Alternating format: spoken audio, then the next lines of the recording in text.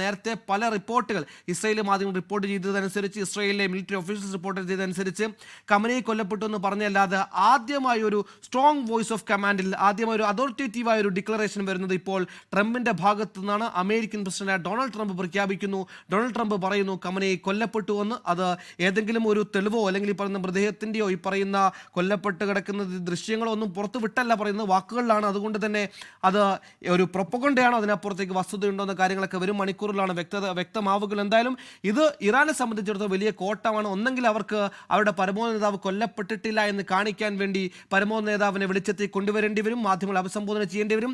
അത് ചെയ്യാത്തിടത്തോളം കാലം അത് ചെയ്യാത്തിടത്തോളം സമയം ഖമനേയി കൊല്ലപ്പെട്ടു എന്ന അമേരിക്കയുടെ നെറേറ്റീവ് അത് സത്യമാണെന്ന് വിശ്വസിക്കാനും തൽക്കാലം നിർവാഹമുള്ളൂ.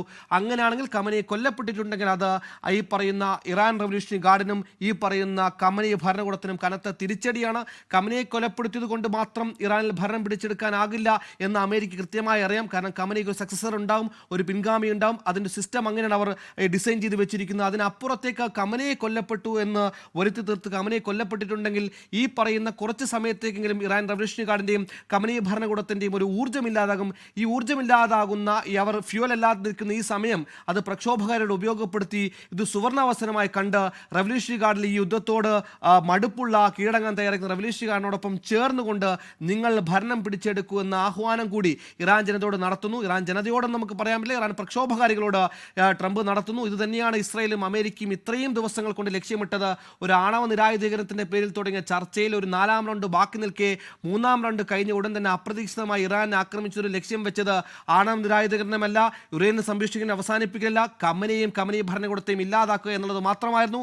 ആ ലക്ഷ്യത്തിലേക്ക് ഈ ട്രൂത്ത് സോഷ്യൽ വിശ്വസിക്കുകയാണെങ്കിൽ ആ ലക്ഷ്യത്തിലേക്ക് ഒരു പടി കൂടി ട്രംപ് കടന്നിരിക്കുന്നു. ഖമനേയി കൊല്ലപ്പെട്ടത് കൊണ്ട് നമ്മൾ നേരത്തെ പറഞ്ഞതുപോലെ തന്നെ ഈ ഭരണകൂടം അത് ഇല്ലാതാകുന്നില്ല. അത് ഇല്ലാതാകണമെങ്കിൽ ഈ പറഞ്ഞതുപോലെ മറ്റൊരു ഭരണകൂടത്തെ അവർ സ്ഥാപിക്കാനാകണം. അമേരിക്ക ഇത്തരത്തിൽ ഈ പറയുന്ന എക്സ്റ്റേണൽ അഗ്രഷൻ നടത്തുന്ന രാജ്യങ്ങളൊക്കെ ചെയ്യാൻ അവരുടെ പുപ്പറ്റായ ഒരു ഗവൺമെന്റിനെ സ്ഥാപിക്കുക എന്നുള്ളതാണ്.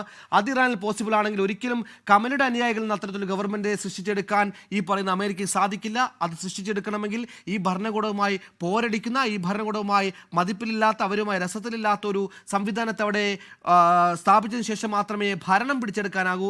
ആ സംവിധാനത്തിനോട്, ആ പറയുന്ന പ്രക്ഷോഭകാരികളോട്, ആ പറയുന്ന വിമതരോട് ട്രംപ് ആഹ്വാനം ചെയ്യുകയാണ്, നിങ്ങൾക്കൊരു സുവർണാവസരമാണ്. നിങ്ങൾ പേടിച്ചിരുന്ന നിങ്ങളുടെ ആത്മീയ നേതാവായ സുപ്രീം ലീഡറായിരുന്ന ഖമനേയി ഇനിയില്ല.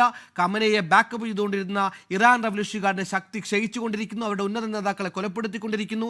അതുകൊണ്ട് തന്നെ ഒരു സുപ്രീം കമാൻഡ് കൊടുക്കാൻ പോലും ആളില്ലാത്ത സൈന്യമായി ഇറാൻ റവല്യൂഷണറി ഗാർഡ് മാറുന്നു. ആ ഗാർഡിലെ പലർക്കും കീഴടങ്ങാൻ തയ്യാറായി നിൽക്കുന്നു. അവരെ ചേർത്ത് പിടിച്ചുകൊണ്ട്, അവരെയും കൂടി കൂട്ടുപിടിച്ചുകൊണ്ട് ഭരണം അട്ടിമറിക്കുന്ന ആഹ്വാനം കൂടി നടത്തുന്നു. ഇത് തന്നെയായിരുന്നു ഇസ്രായേലിൻ്റെയും ഇത് തന്നെയായിരുന്നു അമേരിക്കയുടെയും ദീർഘകാലത്തെ ലക്ഷ്യം. ആ മേഖലയിൽ ഏത് കാലമെടുത്താലും ഏത് ആക്രമണം ഉണ്ടാകുമ്പോഴും അമേരിക്കയ്ക്ക് വെല്ലുവിളി ഉയർത്താൻ, അമേരിക്കയോട് വിരൽ ചൂണ്ടി സംസാരിക്കാൻ ശേഷിയുണ്ടായ നേരെ രാജ്യം ഇറാൻ മാത്രമായിരുന്നു. അങ്ങനെ അമേരിക്കയെ ചലഞ്ച് ചെയ്യാൻ മാത്രം ഇറാൻ എന്ന രാജ്യം വളരുമ്പോൾ സ്വാഭാവികമായി അമേരിക്കയ്ക്ക് അതൊരു വലിയ ഭീഷണിയാണ്. ഇറാനൊരു അഗ്രഷൻ അമേരിക്ക തയ്യാറായിക്കൊണ്ടിരിക്കുന്നു. ആ അഗ്രഷൻ നടത്താൻ വേണ്ടി എന്തെങ്കിലും ഒരു കാരണം വേണം. ആ കാരണമായിരുന്നു ഈ പറയുന്ന ന്യൂക്ലിയർ വെപ്പൺസുള്ള ഏക രാജ്യമല്ല ഇറാൻ.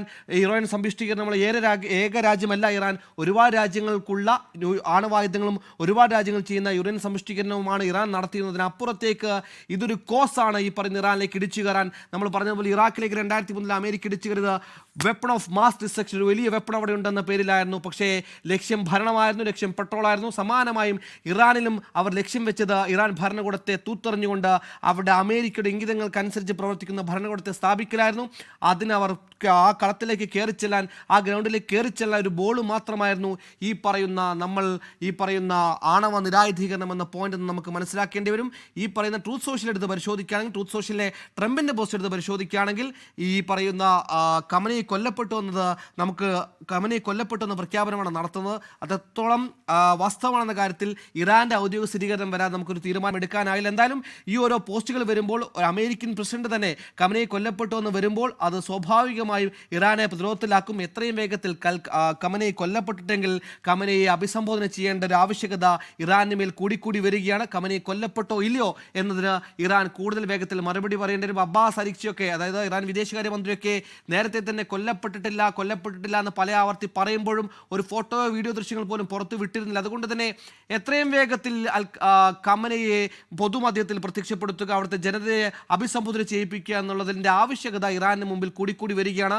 നേരത്തെയൊക്കെ പല മാധ്യമ റിപ്പോർട്ടുകൾ, പല മിലിറ്ററി കമാൻഡുകളുടെ റിപ്പോർട്ടുകൾ, മിലിറ്ററി കമാൻഡുകൾ ട്വിറ്ററൊക്കെ അടിസ്ഥാനമാക്കിയാണ് ഖമനേയി കൊല്ലപ്പെട്ടിട്ടുണ്ടെന്ന വാർത്ത വന്നത്. ഏറ്റവും ഒടുക്കം ഇസ്രായേൽ പ്രധാനമന്ത്രി ബെഞ്ചമിൻ നെതന്യാഹു പ്രസംഗിച്ചപ്പോൾ അദ്ദേഹത്തോട് ഖമനേയി കൊല്ലപ്പെട്ടെന്ന ചോദ്യത്തിന് ഖമനേയി കൊല്ലപ്പെട്ടിട്ടുണ്ടായിരിക്കാം, മേ ബി എന്നൊരു പ്രോബബിലിറ്റി മുന്നോട്ട് വെച്ചാണ് സംസാരിച്ചത്. അപ്പോഴും ഒരു കൺഫർമേഷൻ വന്നിട്ടില്ല. പക്ഷേ ഇതാദ്യമായി ഈ ബെഞ്ചമിൻ നെതന്യാഹുവിന് പോലും നടത്താൻ കഴിയാത്ത കൺഫർമേഷൻ, ബെഞ്ചമിൻ നെതന്യാഹുവിന് എല്ലാവിധ പിന്തുണയും നൽകുന്ന സുഹൃത്ത് രാഷ്ട്രമായ American president Truth Social Khamenei കൊല്ലപ്പെട്ടു എന്ന ഔദ്യോഗികമായ സ്ഥിരീകരണം ഉണ്ടാകുന്നു.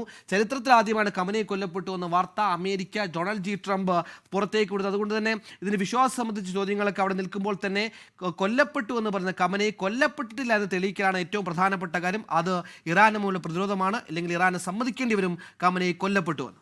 ലോകത്തെവിടെയായാലും ഏത് സമയത്തും 24 വാർത്തകളും ഓഗ്മെന്റഡ് റിയാലിറ്റി പാക്കേജുകളും എക്സ്പ്ലെയിനറുകളും വിശദമായി കാണാൻ ഞങ്ങളുടെ യൂട്യൂബ് ചാനൽ നിങ്ങൾക്ക് സബ്സ്ക്രൈബ് ചെയ്യാം.